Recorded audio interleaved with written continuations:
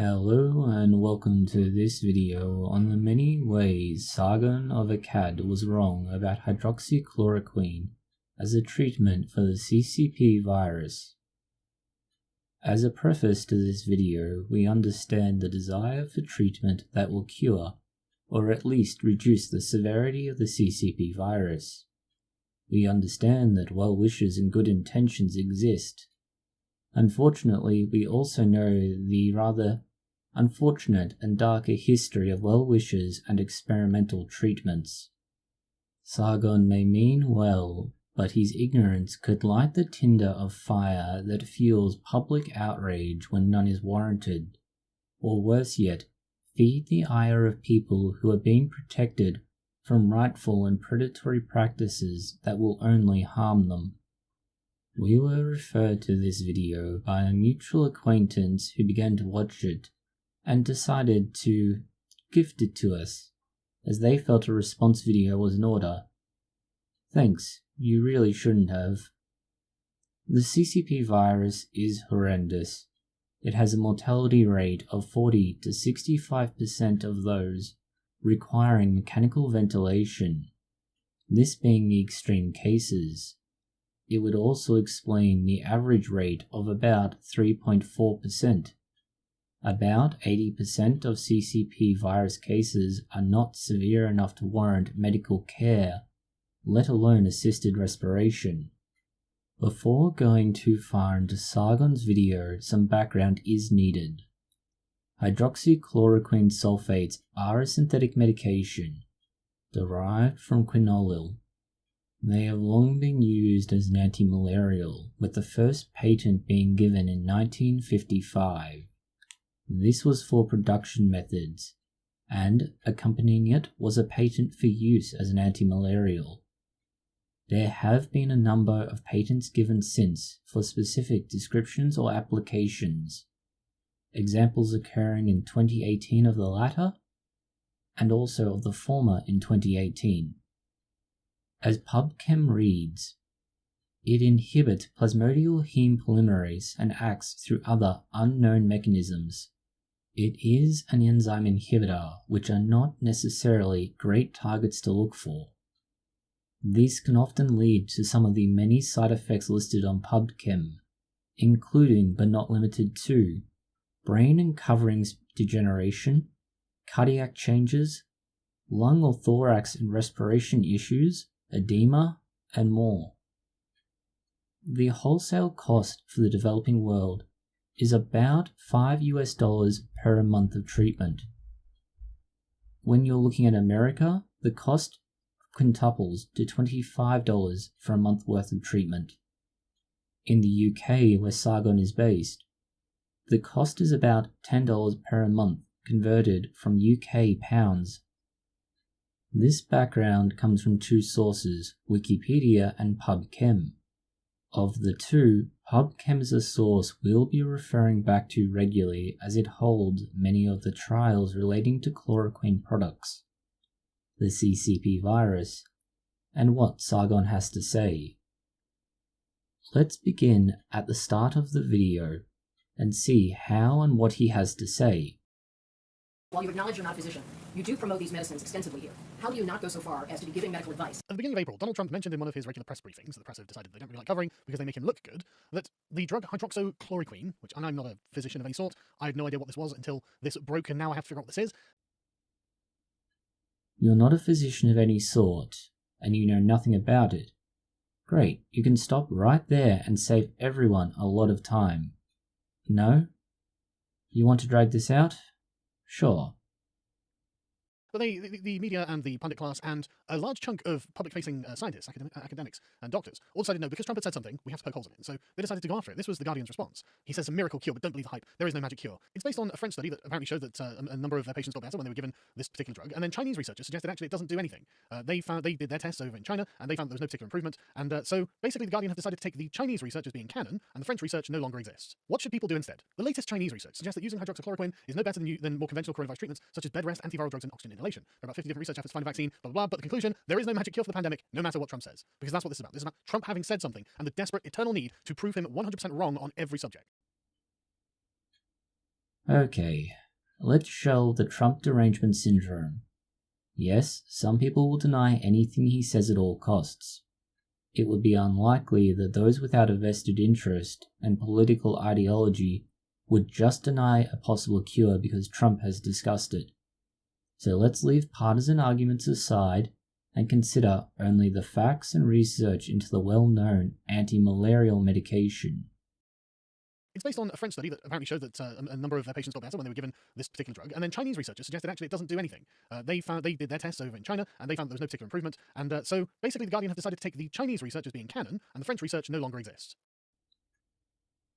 Thank you to commenters who identified that there were multiple French and Chinese studies. Yes, there have been positive results. There have also been negative results from France. Cherry-picking only positive results is just wrong. Dr. Rouault's work is an interesting example of just this cherry-picking, and the very thing you accuse the Guardian of doing. Pot, meet, kettle. His study can be summarized with the following. Investigators reported a significant reduction of 83% of patients testing positive for the CCP virus. This is after 7 days of treatment. 93% had negative results on day 8. This was considered a clinical improvement compared to the natural progression. Of the patients involved, 1 died and 3 had to be taken to intensive care units for assisted respiration. This is a great result, but for one thing. There is no control group, and no trial should be done without a control group. You have no way of knowing whether or not the cohort that was selected could well have all been incredibly virile and healthy people who were all going to recover, bar those 4 who had unpleasant results. This is why control groups are necessary, and yes, arguably there are ethical concerns with that, but they are not unable to be overcome. This is all the more pertinent to say when the study involved 80 patients. That means 4 of the 80 had incredibly negative results. 76 were considered to have recovered, but we don't know how reliable that recovery was. It's understood that in order to recruit so many people so quickly, they were likely to have taken only patients who were relatively healthy, as in at the time of their enrollment to this study, they were not presenting with the most severe symptoms, enrolled them in the study and then began treatment. Therefore, they're likely to have been generally more healthy than the patients who would most desperately need this treatment and be the very cohort that Sargon advocates we use this experimental treatment for. For this illness, we know that there is a significant proportion of patients who become infected and will recover without needing any support. In fact, it's estimated about 80% of patients who are infected with the CCP virus will recover after a period of 2 weeks in self-isolation. The remaining 20% are the severe cases, those who will develop respiratory symptoms requiring support. This is an important thing to keep in mind when we're talking about the statistics of each of these studies. 80 patients is nowhere near enough to know if the 80% you picked up were part of that 80% spontaneous recovery or 20% who would develop severe forms. In order to meet statistical significance, you would need to begin looking at thousands of patients, at a minimum 1,000, but likely more. The advantage to using such a large trial by comparison to what we see here is that it would mitigate the need for a control arm. These concerns can be extended to both the first study described by Rouault and his company and the second. Both the first and second study do not show anything that the first did not. You could just as easily take the first study, plug the results of the second study into it, and get the same conclusions with nothing more and nothing less added. There was a Chinese study that did not show a difference in effectiveness between hydroxychloroquine and placebo, but that was also conducted in a tiny cohort of patients, a mere 20. Far too small to tell us anything, such a small cohort has no statistical validity, and you can never try to extrapolate the results. There are far larger trials being conducted in China, and we could, in theory, if not individually, collectively use those results. Then we can look at possible ways to get around these barriers that we can use now and not wait months for. There is one, and it seems not to have been used effectively yet. That is retrospective analyses of patients who already had hydroxychloroquine prescribed. These would be patients who have rheumatoid arthritis, lupus, and more. Many national and somewhat remotely socialized medical systems, such as the UK, Europe, Australia, or Canada, would all have records of patients who were prescribed hydroxychloroquine for a disease. We could identify these patients in these systems, look to see whether or not they were present in the epidemic figures, and consider how that cohort went versus the cohort who did not have this prescription. This would give us a two-arm experiment, a control group who does not have hydroxychloroquine because they were never prescribed it, and a cohort who did have it prescribed, and we can make the fair assumption that most of the patients would be adhering to their medication. We would therefore be able to see, does hydroxychloroquine have either a prophylactic or possibly a viable and efficacious result when it comes to being infected with the CCP virus? The reason we have gone as far as we have with any clinical trials of the hydroxychloroquine medication by itself or in combination with other drugs is because we know it to have a relatively low level of risk to the general population. That is core to understanding why it is we can do it the way we have, and why this medication has advanced far more quickly and shown some results where others have not. It has relative safety. When we then look at studies in France, we need to consider the other side of the French study corridor. In there we have this. In one study, doctors looked through the medical records for 181 patients who had pneumonia and required oxygen. Half of them had taken hydroxychloroquine in the 2 days prior to being admitted to the hospital. The remainder had not. The patients were followed and there was no statistical difference in the death rates of the two groups. And more importantly, it did not change their chances of being admitted to the intensive care unit. It also brought up a number of issues about the safety of hydroxychloroquine.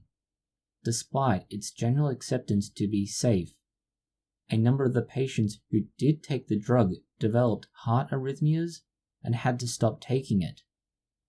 This is a not insignificant concern for the elderly and infirm who may already have heart issues or be strongly predisposed towards developing them. Looking at Sweden and Brazil, there have been studies there that looked at chloroquine rather than hydroxychloroquine because of the similarity in the drug's form. They have concerns about the effect it might have with patients who have heart problems or in developing heart problems. Their study looked at 84 patients who took hydroxychloroquine. Just over 20% went onto the ICU or died within 7 days. Among the 97 who did not take the drug, 22% went to the ICU or died. The difference was not determined to be statistically significant. Again, we have a control and experimental arm to this study. Now, a 1.9% difference in treatment results might be statistically significant to the public who feel that saving just under 2% of the population would be a massive step up over saving no one. And if that were able to be extrapolated to the wider population, that would be a true and valid argument to make. But the lack of statistical significance strongly predisposes the argument to being false. Looking just at the rate of death in the populations, 2.8% of patients who take hydroxychloroquine die, and 4.6% of patients who do not take it die. That 60% increase may seem like a lot, but again, the problem is, can we extrapolate that increase in survivability? The reality is so far, no, we can't. We then need to consider if you can even compare the studies as with one cohort. Although most results seem to be encouraging, the patients in many of these studies only have mild symptoms. In some of the more robust studies, they were only the mildest of symptoms. Others only have a fever and may not even test positive for the virus itself. Yet they are being given this treatment and a declaration is being made that they have recovered. In other studies, you have 85% of patients without even a fever. That is, they do not have the minimum of symptoms. That means that it's likely the patients would have recovered regardless of what intervention you gave them. Let's then go back and look at another French study. This is by someone named Molina, and it was a small pilot study. They tried to replicate the study that Sargon refers to. What they found was that 8 of their 11 patients had underlying health conditions, 10 of the 11 had fever, and all became ill at the time the dosing began. Yet they did not find the massive improvement that Gautret did. Within a week you get stuff like this. Oh, from sciencealert.com. By the way, a study of high-dose chloroquine for COVID-19 patients has been, a study doing that has been stopped due to patient deaths. So some of the people have died, therefore the study is over. Therefore you know that's bad, don't you? Yes, Sargon, we do not pursue experimental treatments if people start to die from it. Not since Tuskegee and Mengele have we been ever able to conduct human experimentation with that occurring. In fact, we have far-reaching and very powerful rules and laws about human trials that prevent researchers from engaging in research that could have lasting harm or death as an effect. The deaths that did occur in that trial were a non sequitur for any further research if they wanted to be employed or remain in research. There are ways to get around this by drastically modifying the chemical, going back several steps in the clinical trial process and re-establishing the safety and efficacy, but you cannot just keep beating away at the same point, using the same drug and hoping that this time it will not cause harm.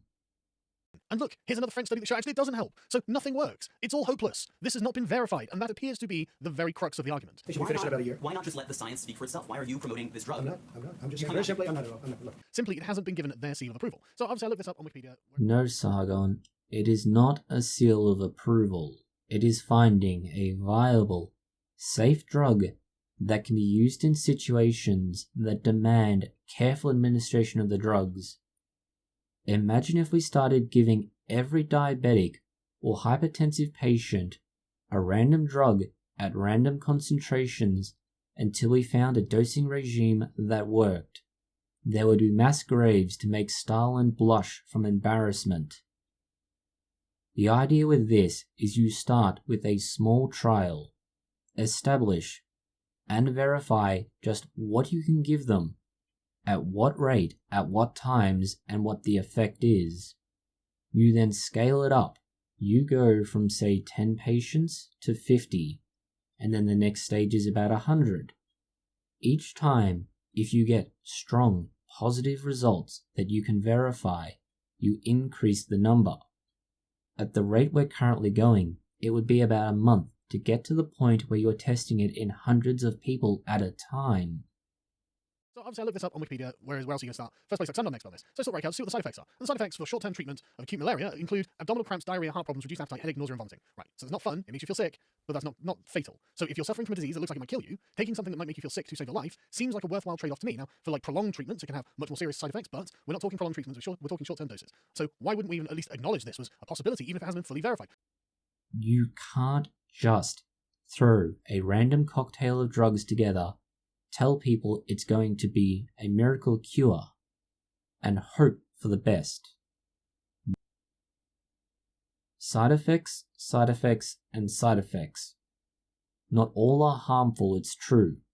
Sometimes the cure can also be worse than the disease.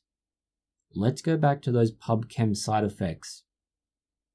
In using hydroxychloroquine, we need first to note the following hazards. Harmful if swallowed, causes skin irritation, causes eye irritation, and may cause respiratory problems. That last one is especially concerning with the CCP virus being a mainly respiratory disease, and it's likely to have harm to the medical staff who are providing care, not only to the patients you feel should be given an experimental cure, but also to other patients who have yet to catch this disease. That will have an impact on the healthcare workforce and deflate it, which will only make it that much harder to care for patients who desperately need care. Then we need to look at off-target effects. The cardiac impact is first: arrhythmias, hypertension, and vascular problems. Then there is hypokalemia and the myriad organs damaged by the changes in blood pressure and supply. Again, the people most likely to need care that would merit the use of this medication are already going to be extremely vulnerable to any of their organs and systems being damaged. They likely have a number of other comorbidities that would further alter their risk profile. Over the roughly 10 days of treatment in many of these trials, doses equal to case studies of death or near death from overdose are achieved. That's an important thing to be mindful of. They are not giving patients one dose of medication and sending them on their merry way. It is a period of treatment of days, if not weeks. That's something to bear in mind. Malarial medication, when used as it is, starts at a weekly dose of about 310 milligrams. These studies were giving 500 milligrams or more per day. That's a drastic increase, somewhere in the range of 20 times the malarial medication dose. Even when taken daily for arthritis, medication ranges between 200 and 400 milligrams per day. This regime, at a minimum, gives 100 milligrams more per day than what is recommended and prescribed typically for arthritis. So far, we have yet to hear anything conclusive, but we also know of more than 142 trials registered across the world that are investigating the possible use of chloroquine and or hydroxychloroquine by themselves or in combination with other drugs such as azithromycin, all to try and treat the CCP virus. Most of them are not structured very well, with patients knowing what they're getting. Even then, no one reports amazing results or miraculous recoveries in these established and designed trials. The silence is a good indication that the results are subtle if present at all.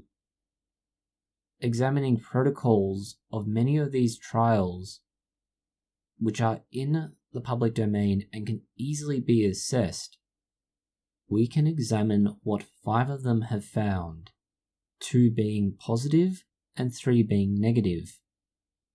In short, no study has found a conclusive or reliable way of saying it works or it fails, which, to reiterate, either strongly suggests no relationship or a very subtle one. So why wouldn't we even at least acknowledge this was a possibility, even if it hasn't been fully verified? I mean, there are apparently thousands of doctors around the world who are far less up their own asses about this and actually want to try and save some lives, because this is one from Los Angeles. So this was reported in ABC7, right? Dr. Anthony Cardillo has been seeing some very promising results. Every patient I've prescribed it to has been very, very ill, and within 8 to 12 hours they were basically symptom-free. So clinically, I'm seeing a resolution. So okay, maybe this hasn't gone through double-blind tests and all that, so you can say this is well anecdotal, sure, but these people are dying. Yet again, you raise anecdotes. Anecdotes are anecdotes. They have almost no value. Much like feelings, the facts do not care for your anecdotes. We could tell you about the nice voodoo doctor who will cure you of all your ailments if you simply drop a shiny coin into his hat. It doesn't mean that he will do that and that we are right. He said it's found it only works in combination with zinc because it does something blah blah blah. Who cares? I don't care, I'm not a scientist, right? But the point is... Yet again, not a scientist, not a doctor, yet you are advocating for mass human experimentation. You might also consider asking your local shaman to paint some pretty patterns on your face. It has also not been scientifically verified, and who knows, it might also cure you. I mean, it seems quite obvious, doesn't it? But again, there's not the only doctor. One from New York, as reported in the New York Post, Dr. Mohammed Alam, an infectious disease specialist affiliated with Plainview Hospital, said 81% of infected COVID patients he treated at 3 Long Island nursing homes recovered from the contagion. In a crisis, I realized I had to do something. If this was my dad, what would I do? And I'd do anything to help. He decided not to put a particular combination together because apparently there might be side effects with heart problems in patients who have high risk for underlying issues. And so he replaced it with another, a different drug that doesn't have any complications with the heart. And apparently that, in his opinion, has worked as well. And again, there are others, right? No particular protocol. Does that mean he just threw together a cocktail of drugs and waited to see how it turned out? Does this mean every patient received a different prescription from him? Does this mean that every patient was given something different and yet recovered, so that we can never, ever go back to his study, find a standardized protocol which makes it impossible to replicate or verify the claims? It is like homeopathy or acupuncture, tailored to each patient, and therefore you can never find a way to apply the results to anyone else. You just need to believe in the juju, and you'll be better in the morning, or too sick to report to anyone how badly it failed. Again, there are others, right? There are plenty of these examples. So why are these being ignored from the mainstream media narrative? I mean, there are some publications who will say, look, Trump is right to push hydroxychloroquine because it might do something. It would be better to have done something, and that might fail, than just let the person die. It just seems crazy to me. Say, well, look, we've got this one option, but we've not tested it, and it might be dangerous too. You're going to die of this disease. You may as well. What have you got to lose? Try something and it might fail, then just let the person die because you have nothing to lose. The converse is true. You may recover, but we are going to inject you with this mystery cocktail of drugs that might or might not make you better. But if you do get better, the toxicity could destroy your liver and kidneys, cause brain damage, or more. What do you have to lose? One country that's using it that I think that we can trust their standards is probably Australia. They just figure, why not give it a go? What have we got to lose? We haven't got any better options. And in the face of a lack of better options, again, I stress it is surely better to try something than nothing. Because as the Lancet says... The Australian studies... One is a prophylactic treatment and the other is actually a good study design. Both are months away from getting anywhere that we can start to produce results with and establish efficacy. Well, at least one has yet to receive ethics approval, which is a significant hurdle to moving forwards, as the ethics committee will be sitting there trying to balance the prospective benefits both to society and to those who are involved in the trial. Even if they were to fast-track the ethics, which would normally take weeks if not months, we may know nothing about it until October of this year, and those are the initial results. Then you need to consider the second trial, which was announced a week ago and being conducted. This is looking at not just hydroxychloroquine, which is useful for parasites given its use as an antimalarial, but also looking at the use of a HIV drug, which is an antiretroviral. That's an important thing to remember. It's looking at both something designed to kill parasites and something designed to kill viruses. They're wondering if it can reduce the severity and length of the CCP virus if they give it to patients early in the stages of diagnoses. Early, as in similar to many of the studies we've discussed already that looked at patients who were not seriously ill. The studies could have the possible potential to be a silver bullet that will treat many things. But the reality is, we don't know that, and shooting bullets into people randomly to see if it fixes them isn't going to fix them. The hydroxychloroquine study that is yet to receive its ethics approval will give treatment to 2,250 healthcare workers as a prophylaxis. Just consider what will happen if the 2,250 healthcare workers are injured or made sick by this. That's over 2,000 workers who will be taken out of the workforce, therefore depriving the public of their care. Think about what would happen if researchers involved in this caused the death of those workers, as has happened with other studies of chloroquine-based compounds. They're trying to use it prophylactically over 4 months and see if the medical staff are protected from the CCP virus. But as has been mentioned, the cure could well be worse than the disease. In the face of a lack of better options, again, I stress it is surely better to try something than nothing. The something is better than nothing argument just rings hollow every time you say it. Let's say that the patient being treated is thought to have the CCP virus. They get given hydroxychloroquine, or hydroxychloroquine and a second medicine. Then they get worse. They eventually die. An autopsy reveals it was not the CCP virus, but a case of viral pneumonia that was covered up by this experimental cure. We know that viral pneumonia can interfere with genetic testing for the CCP virus, and if they were given the correct medication, rather than this experimental treatment, they might well have survived. Because, as the Lancet say, a medical journal say, and again, they have been in opposition to Donald Trump promoting this on the basis that they have not yet confirmed the science. This will say, first, hydroxychloroquine is not expensive, readily available, and seems to be safe. There we go. That's a good enough reason to use it, is it not? To try it, even if it's only just a placebo. The Lancet article does give good reason to use hydroxychloroquine. Expense, availability, and safety for currently approved conditions, which is very different to using it for something else entirely. We do have examples of drugs that could be retrofitted from one disease to another without a problem. These are effectively unicorns, rare as hell and incredibly valuable.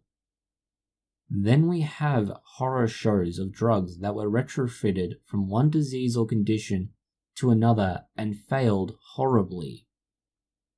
An example of the former is Viagra, which was intended to be a blood pressure medication and instead resolved erectile dysfunction. Rarely do drugs that fall into the latter category wind up being tested any further than a phase 1 trial, as the negative consequences of it are clear to all. Second, the clinical data is far from convincing. The first study reported by blah, blah, blah, blah, indicates it might be effective, but several limitations. Let me explain to you the limitations of this science. Yeah, sure, it might be scientifically wrong. It might not. But we don't know until further testing is done. And how long is that going to take? Well, a while, isn't it? I mean, they're hitting warp speed on this testing of this drug, but it could show in weeks whether it works. We've got hundreds of people dying every day in this country. Why don't we just give it to them and see if they don't die? Maybe they can survive for long enough for the clinical test to come in to show you whether it does or doesn't work. Who knows? It's really insufferable. Again, the opposition from the scientists, from the media, is just, well, it's going outside of our control. We can't definitively say yes or no whether this is correct, right or wrong. I was like, yeah, that's it continues to confound us that you expect the science to prove a negative result. The absence of proof that hydroxychloroquine does not work is not proof that it does work. As with all good arguments and science in general, you must prove that what you claim is correct, not that what the other side says is wrong. It is both an act of humility to accept that you need to prove yourself, but also an essential for statistical analyses to understand that although you may not like to admit it, what you've found may not be the end and be all of all things. You need to justify and demonstrate a consistency with your findings, the literature, and the methodology you've used to conclude what you say. You cannot simply claim that the evidence does not prove you wrong, therefore you are right. The opposition from the scientists, from the media, is just, well, it's going outside of our control. We can't definitively say yes or no whether this is correct, right or wrong. And so, yeah, that's life sometimes, isn't it? We have the data that you whine about, like a petulant child. We have the clinical and medical system records. We can look at who has been prescribed and has been taking hydroxychloroquine for other diseases. If those people have a lower fatality rate, then we know there is something there. There is no need for mass human experimentation as you continue to advocate for here. We can substantiate whether or not this should even be followed up on, looking at that data. To address one of the common comments we have seen about this, no, the patent for hydroxychloroquine has expired. This means it cannot be repatented. You can still claim an application or method patent on it. The two are distinct and we've described them previously. The two can simply be summarized as one describes a product, one describes a method, or in this case an application. You can patent them separately or together. Together is strongest, separately they are significantly weaker. As a result, the current situation only allows for the weaker patent of an application or method, but it can be done if there is enough evidence that one pharmaceutical company, research team, or similar has narrowed down a protocol for treating patients with hydroxychloroquine or hydroxychloroquine and other drugs in conjunction. This video from Sargon of Akkad is like a rant from a petulant child who just cannot understand why their parents will not let them go outside to play in the rain. There are good reasons why you are not let outside to play. You might catch illness, become injured, or worse. And the same argument applies to hydroxychloroquine. We are not rushing blindly into testing this into masses of people purely on the theory that it may not harm them, but it could also cure them of this disease, as the opposite could be true. It may not cure the disease, but it could well cause considerable harm, especially in the population most desperately in need of it, the elderly. Thank you for watching this video. If you found it interesting, consider liking, sharing, and subscribing. Please post any comments, questions, or suggestions below.